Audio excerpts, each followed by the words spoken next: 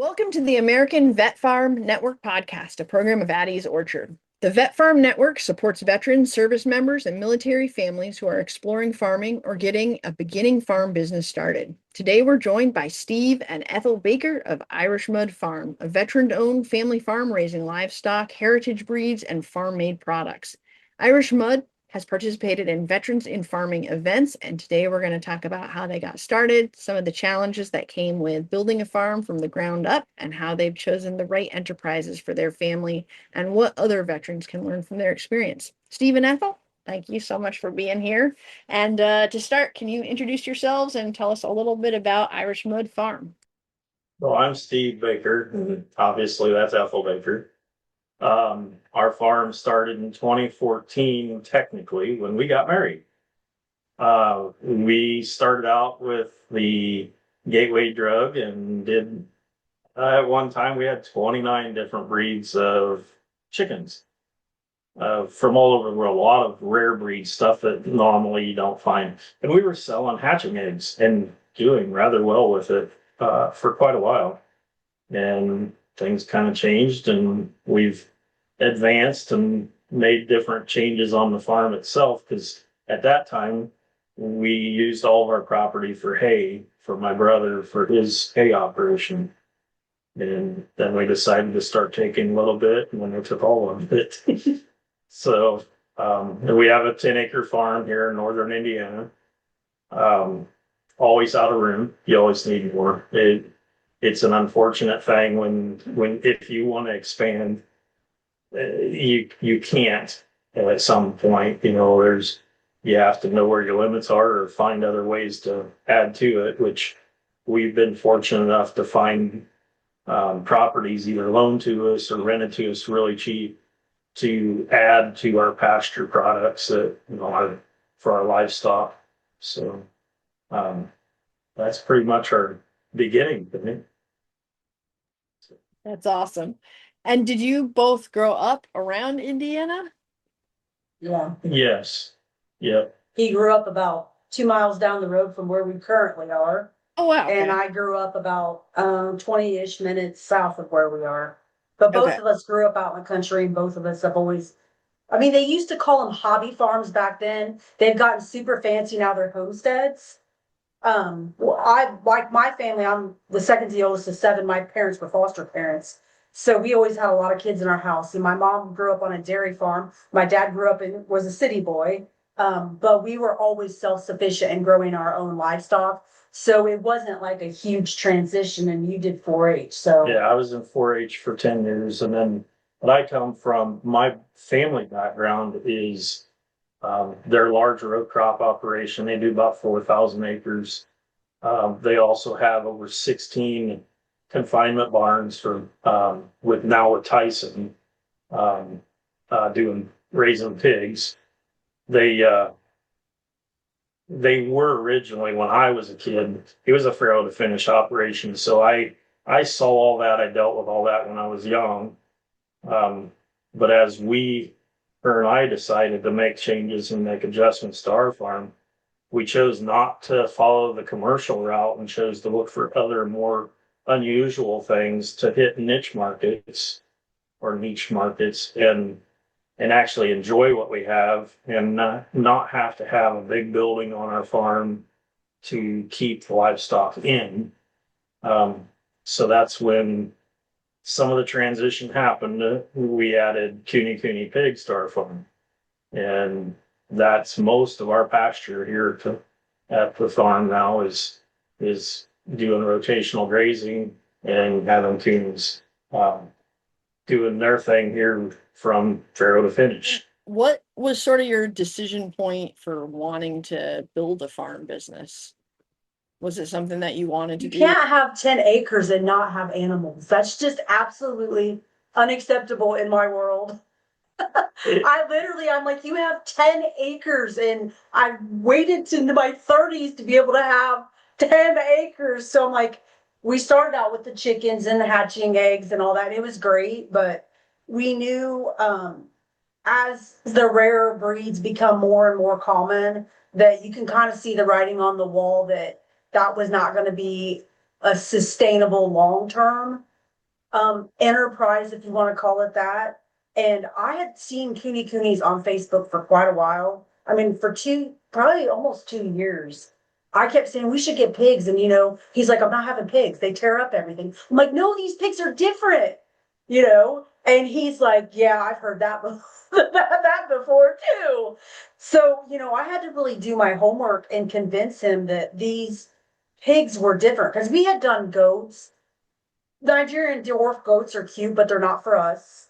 They were pretty destructive and they got out a lot. And then we tried alpaca, which were awesome too, but they don't have very many babies. So that was like a lot. I mean, so we tried other things before we had gotten to the point of selling on the KuneKunes. And then, as with everything else, you can't put all your, no pun intended, eggs in one basket. You have to diversify. So that's where he had found, I said something about sheep because they're usually pretty easy grazers and they would fit into a rotational grazing system pretty easily. And the way we do it is we try to run, your larger animals, so be the sheep first and then the pigs follow. And then once I can get, since I finally got some really nice chicken tractors, I can follow up with chickens. So it's a leader follower is what they call it, but it's multi-species rotational grazing because the premise behind it is that every animal takes a different plant out of the property, but none of them overgraze it. So and then we got into yaks. The sheep we have are Lincoln Long Wool, and we actually are doing the breed up program for the Valais Black Nose. So Yeah, they're pretty amazing animals. We have 3 Lincoln Long Wool ewes, and they were all bred to a pure Valais. So we have actually 6 50% ewes, and then we're going to be breeding those here soon. So we'll be up to the 75% on the next generation, which will be the F2s. But we also have this one special sheep. His name's Kevin, and Kevin is a 93%. So he's an F4 Valais, and he looks almost exactly what they're supposed to look like. So marking wise, his color, his horns are coming in nicely, but he's got the beautiful Roman nose, his black face, black ears, the patches on the front, and he's just a big old fluff ball when he grows out his wool. And it's fun to watch him run across the pasture and see him jump and different things because they look like these giant sheepdogs. And I mean, that's the best way to describe them because of how their wool is. And they're pretty. I'm not going to lie to you. They are a very good looking animal. So our idea is to add those for fiber, but the Valais is new to the United States. And my thought is we need to be on the leading edge, and we're going to actually be offering meat from them, and which we will get blackballed by the Valais world because they want everybody to think that they should be pets, even as wethers, and just be just have a wool harvest. But there's a point, just like with chickens and anything else, there's a point when you have too many and the prices drop to the bottom eventually. And so why not already have a market developed for that meat? Because actually in the Alps, the Swiss Alps where they're from, the meat is very sought after. It's actually a very high quality meat, and it's not like eating mutton. They have less lanolin, so you don't get that flavor. It's because they don't have all that lanolin. they're a leaner meat. Goodness gracious, they're leaner meat lamb. So most people don't like lamb, and I'm not a huge fan of it because they don't like that gamey off taste. And the thing about Valais is because they don't have that taste is stored in their fat. And they don't have a lot of extra fat, so they don't have that off-putting taste. So it's not it doesn't take a lot of spicing and foo-fooing it up to make it palatable for most people.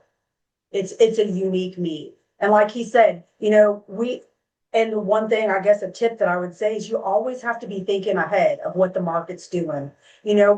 Selling breeders and castrating the males and selling off wethers and everything is all great, but eventually the market's going to be flooded, and there's got to be an outlet to do that.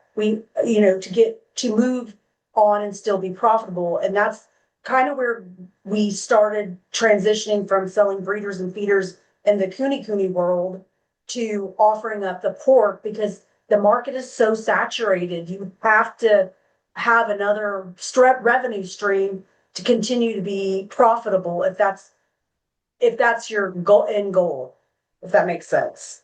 If you just want a hobby, then, keep a couple and enjoy them. But if you want to make your farm to where it actually can help bring in an income at an eventual point, because even us, we still struggle to actually make a profit with the farm, but we're getting to the point where it's paying for itself. It's not, and if we do sell quality breeders from, say, from the KuneKunes, we cover our expenses and then make some money. So, and that's with not a lot of overhead as far as once you get going. So it's a matter of doing good animal husbandry, watching, keeping your animals healthy and working with the space that you have. Like I said, we did have to add space. So we have one farm that we keep some of the KuneKunes at, and that's pretty much, we call it like, it's pretty much a boar pen.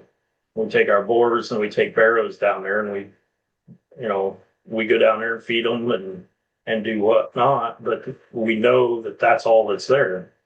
And then vice versa with the yak that we now have, we keep those at another farm. And what's fantastic about them is they require very little input, and they graze on some of the worst conditions. They can actually survive on weeds, it seems like. I mean, they ate weeds before they ate the grass, and then during the winter months they don't require a high-end hay, and as long as you have a mineral tub and fresh water, they're good. And they can handle the weather like nobody's business. The colder it is, the happier they are. When it's hot, as long as they have shade and they got a place to cool off and they got cool water, they're fine. I mean, we just went through 90 plus degrees plus with really super high humidity so we were doing heat index of 105, 106, and they were laying out in the sun. And that's full wool. That's with all their fiber on. That was not cleaning them up and shaving them down, or you don't shave them, but you know what I'm saying. We didn't catch them this year and pull their wool because they were new. We got them over the winter, so we haven't got a catchment system set up yet to be able to do that. But yeah, so, and we have, I think it's 5 acres or 6 acres that they're on, and super easy to maintain. Are there other yak farmers that you know about in Indiana? Mm-hmm. There a group Yeah. of that get together? We haven't talked to any of the others really. I know of a couple in Michigan that I've talked to, and I communicate back and forth, just get, bounce things off of or whatever. But actually, we talked to one in Tennessee that's got a beautiful herd of yak, but she focuses on fiber. So our goal is multi-purpose, the fiber and again, the meat, because the quality of the meat is high end. I would put it against anything out there when it comes to bison or high end beef. I'll put my yak against it any day of the week. And you guys have participated at the Veterans in Farming events, which is a group mostly for Midwest Indiana veteran farmers, and it's where I met you guys in Indianapolis, and I got to try some of your, I think it was summer sausage, maybe. It was really, really good. What has that experience been like for you? I mean, I know you also participated in the Next Acre business development program. How has it been, getting some time around other veteran farmers? Has it helped you think differently about your farm, or just connect with other people that are going through similar things? We've got a lot of connections through vet and farming. Um, Joe Ricker is amazing. What he's done and what he's put together and what he's continuing to build is one of the best programs I've ever seen. Um, when I look at it, that when he gives us the opportunity, we're not going to tell him no. If he says we're doing something and you guys want to participate, we're there. And the whole point of it is I see what he's doing and why he wants to do it. And with that idea, um, I hope to be able to continue it for him and help him grow it and tell people about it, because it has been good for us. It has gotten our name out there, and we have had the opportunity to share with people what we've done and where we're going. There's so much of the farming world that if you're not a big row cropper or big ag, there's like a disconnect in information, and there doesn't seem to be the sharing of information amongst smaller scaled farms. And I don't know if it's because there just aren't the resources available, people don't want to share their knowledge, or what it is. But it seems like a secret society sometimes, depending on where you're at. And that's kind of one thing that going to the different events that we have through vets and farming and at Ease Orchard, and doing the agribility conferences and whatnot, is there's not a lot of resources available, or people don't know where to find those resources. And I think what Addie's Orchard, Joe, you, and a lot of other people are doing are, bring kind of connecting dots for farmers and giving them places to go to seek out information, or people to ask questions. Because the last thing you want to do is have a veteran come back and fail at farming. That to me would be, I personally would take that. Like, I would be upset with myself for not helping that person out, because there are a lot of pitfalls. And, social media is great and everything, but it sometimes builds up false narratives for people, and they think that they can make a lifelong career out of something. And that's just not the case, or that a farm looks super successful, and then you find out maybe they're not quite so successful. And what he's done and what Veterans in Farming has done, has helped a lot of farms, I think, avoid mistakes and give them connections and direction on where to go next. And touching on the mistake piece, is there anything that you guys have felt really passionate about as you step into more of like a mentorship role, and more of a leadership role in the Indiana veteran farming community? Are there certain things that you're starting to find yourself repeating to people who are just wanting to get into farming, but I mean, one of the things I think, and I would like everybody to try it, but don't get in over your head. Baby steps. I know that you aren't going to make a bunch of money right off the bat. Be prepared to still, I still work a day job, and that's not going to change. There's just no way. Not yet. To be able to. I have a lot of. I'm more. He's the realistic one. I'm the dreamer, and the more he tells me it's not going to happen, the more it drives me to make it happen. So it will happen someday. But I think the biggest thing is be you. Go into things that you like, that you're interested in. We early on with when we transitioned into selling KuneKune pork, really tried to take after another farm, and I really got led astray on a lot of stuff. And I pulled away from things that we were successful at, because we were told, oh, you can't divide your time. You have to put it all in this one area. You're not going to be successful at it. So we let not selling as many breeders and feeders as we have in the past because, heaven forbid you need to grow them all out. Well, you still need to pay the feed bill as it comes in. And, these pigs take 14, 16 months to grow out. And that's with our genetics. If you're just starting and you don't find the right ones, especially in the KuneKune world, you could be at pigs that take 24 months and still not hit 200 pounds. So you have to be very, very careful on especially this breed and make sure it's your fit. I mean, there's other breeds out there. If you don't care and are okay with doing a commercial pig, that's fine. Just know that that's, different than what we do. But at the same time, your ultimate goal is to provide for your family and then provide for some of your community. So if you like that idea, then go that route. If you don't, and you want to do something that's more sustainable, easier on the ground, doesn't have to have a building, can take you places that you never thought a pig could take you because they're so friendly, easy to handle. They darn near self-load anytime we have to move them or if we have to take them to butcher.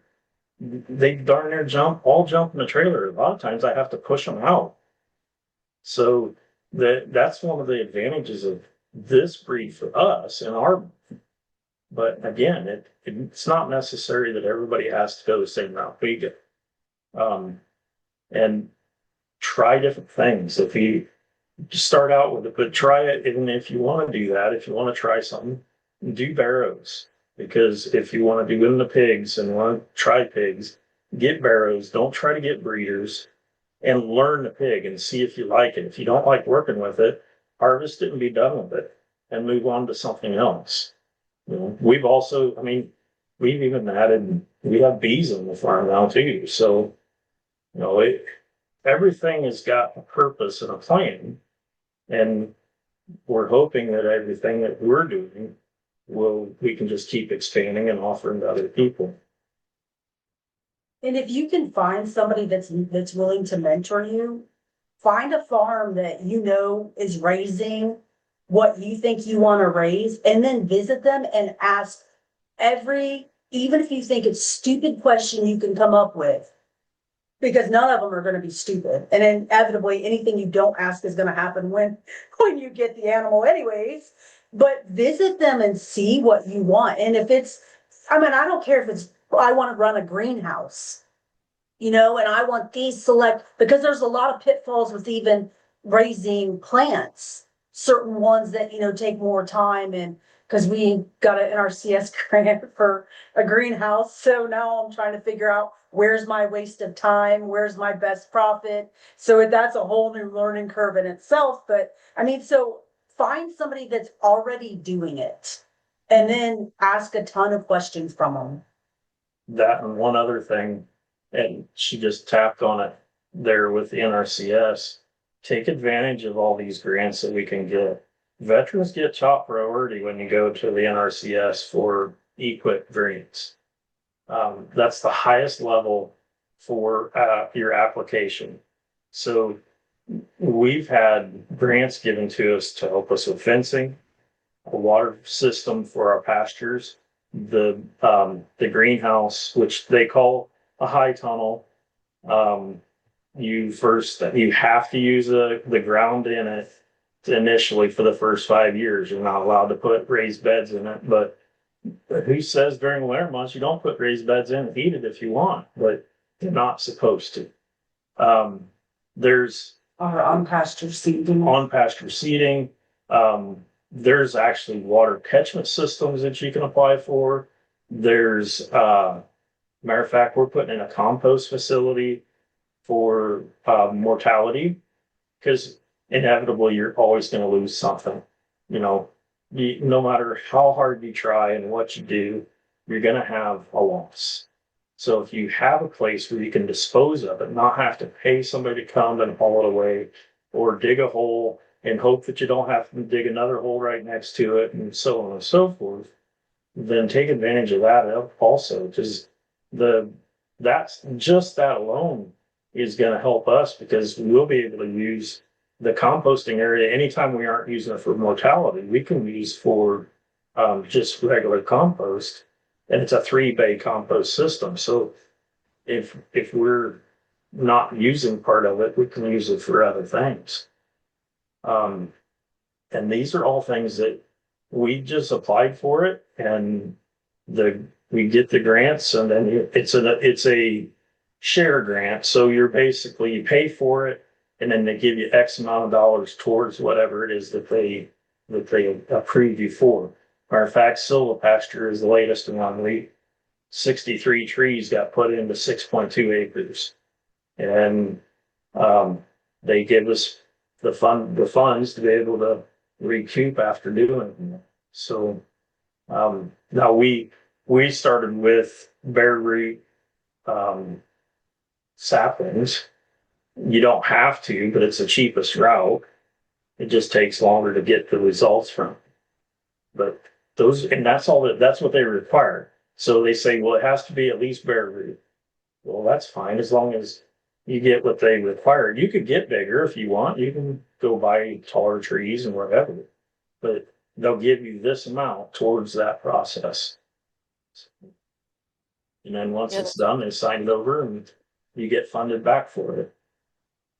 That's awesome. Yeah, that's a really good resource. And I mean, just about every county in the country has a USDA NRCS office. And if anybody needs to talk about what that first appointment looks like, we definitely can get people the information on what forms to bring in. But usually they're very helpful. And if they're not helpful, then the county over is helpful, and sometimes they'll help you too. Exactly. Because we've dealt with that. And actually, I kind of have an in. My sister actually works for the USDA. She actually was in charge of a county for a while. So she's the reason I went the first time. But after that, I've been doing it on my own, and I just put in what I want. And if he says he'll do it, our local gentleman, if he says he'll do it, he'll make sure that you apply and get it done right. He does balk at a few things when I went, say, I want this, and says, you aren't going to get it. I'm like, okay, well, I'd still like to apply for it. Oh, okay, but you're not going to get it. So, because I wanted a second pub. I wanted one specifically for the farm, separate from the house. And they informed me that won't happen for us. That doesn't mean it won't happen for somebody else, but our local. So I may go to the next county over and do exactly that. So who's a veteran? So, there's ways to work that too. Never give up. That's the thing. And you can also get turned down. I told Steve, I think a lot of it's the wording, how you present it to him. Because, with like the data centers moving in Indiana and some of this other, and a lot of the water resources not being available to people anymore, or wells drying up and whatever. What do you do if your well runs dry? You have no way to take care of your animals. I mean, that's extremely scary, and our local county won't, but that doesn't mean it, where there's a will, there's a way, and we'll figure it out. And even with grant applications that get turned down, you can always follow up with them, whoever it is, and say, why, do you have any suggestions if I apply in the future? And then, tweak the same application, right. try it again. But yeah, and you're using your local USDA for other USDA grants is super smart too, because they've been exposed to these. Maybe that's not their area of expertise, but they know what the culture and the mentality is and what other divisions of the USDA might be looking for. So having them look over your grants is smart too. Absolutely. Well, before we wrap up, where can people find IrishMudd products, and what do you guys have available? Do you have stuff just for local pickup, or is there a website where people could order some of your shelf stable products? Well, we have it all. So we have a Facebook page. It's IrishMudd Farm, and it's spelled with 2 D's. And then we have our website, which is irishmuddllc.com. And then she's on Instagram. I'm not. Like I said, I work day job. So she does all the social media. But we, on our website, we can ship all of our pork. We can ship most of all of our skincare products. A lot To the of lower 48 states for Yeah. for the frozen stuff. Yeah. There's several things that, and if it's not on there, you can call and ask or email and ask, and we can go from there. But we have an on-farm store also that we currently it's open daylight to daylight or sunset. But we are putting lights in it, and it is heated and cooled, so it's going to be open year round, available to anybody. And then we do a farmers market on Saturday, in our local farmers market uptown Warsaw, Indiana, at the courthouse, through the summer months. And then, see, anytime we're at an event for vets and farming, we usually bring stuff with us. And you'll find that we got a lot of unusual things from a small farm, because we have 18 flavors of brats. We have multiple flavors of hot dogs. We have several kinds of ground products, such as flavored sausage, breakfast sausage, sage, hot, sweet Italian. I mean, the list goes on. We have blueberry. I'm telling you, if you want the best blueberry burger you ever had, use that. Then I'm trying to think, well, and we have salamis and copa for charcuterie boards. Matter of fact, we've got 2 more flavors of salamis coming online. So we found a fantastic young man that's doing our salamis for us they're the best I've ever had. I'm not a huge fan of salami initially, but once he started making it for us, yeah, it's really good. So Really good.